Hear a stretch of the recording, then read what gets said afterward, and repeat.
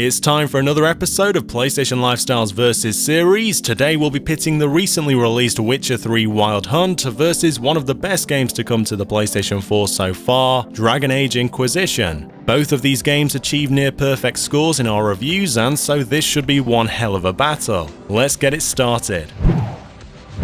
If a game demands hundreds of hours of your time, it's got to have a decent enough story and characters to keep you invested and ploughing on quest after quest. The Witcher 3 follows on from The Witcher 2 with the same protagonist, Geralt, taking players through most of the game. Players also get the chance to play as Ciri, who brings more powerful magic and a lighter, more playful tone to the dialogue. But for the most part, you'll be stuck as Geralt, who, because of the Witcher mutagens he's been subjected to, isn't the most expressive of people. The writers of The Witcher 3 seem determined to have you enjoy their story and their characters as they've created them. Yes, The Witcher 3 has a fantastic story, but there isn't much variety to speak of. Dragon Age Inquisition, on the other hand, takes a very different approach. The ability to create your own character and choose your own class and then decide on your companions and learn more about them in personal quests is wonderfully done. It is BioWare at its best, and character development for most of the party members is top-notch. Customizing my own story to my liking is what had me so invested in Inquisition.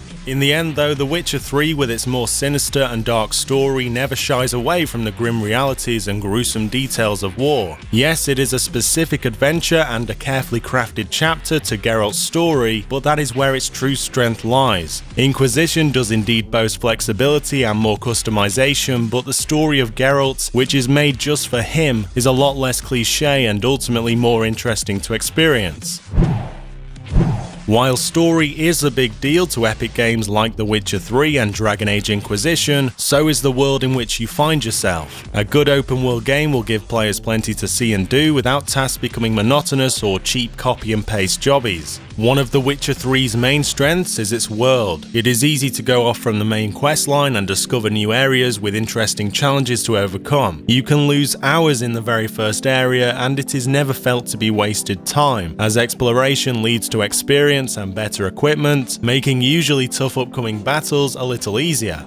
The line between main storyline and side quests is blurred in The Witcher 3, as everything you do feels like a contribution to your main goal. Dragon Age Inquisition's world, while keeping the action constant and environments beautiful, can get repetitive, with rifts, campsites and markers feeling like a chore at times. Loading screens between areas lead to breaks in the immersion, and the areas themselves feel forceful in their pushing you on to the next place. Going off the beaten path isn't as seamless and easy as it is in The Witcher 3. Both games welcome veterans and newcomers to the franchise with lessons on the lore and the history of each game's world easy to come across. It's sometimes difficult to feel at home in such a detailed universe, and it's great that both games avoid alienating new players. While Inquisition's world has its charms, The Witcher 3 feels alive. The day-night cycle combined with the weather effects takes The Witcher 3 on to another level.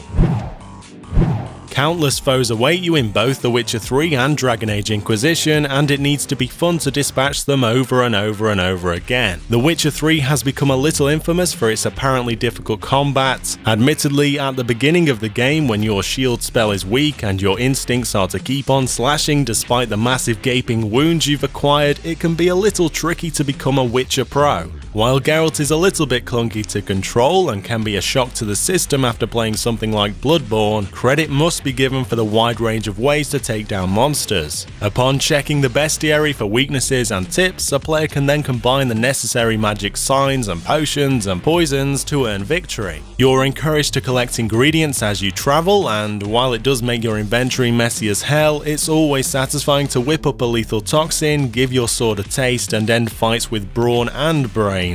Dragon Age Inquisition can offer awesome combat which never seems to get old, providing you pick the right class to begin with. Range combat can get extremely tedious extremely quickly, and I found myself changing to the road class about 4 hours in. However, even if you do choose a crap starting class, Inquisition allows you to switch between your party members, enabling you to change things up and approach combat in a variety of different ways. While in The Witcher, I quickly got into the routine of casting my ranked up shield sign and slicing away with my souped up quick strikes, Inquisition permits you a taste of the other available classes in your party setup. While I do appreciate the challenge and lesson of patience The Witcher 3's combat brings to the table, Inquisition, with its variety of classes and party combinations, allows for more fun and diversity.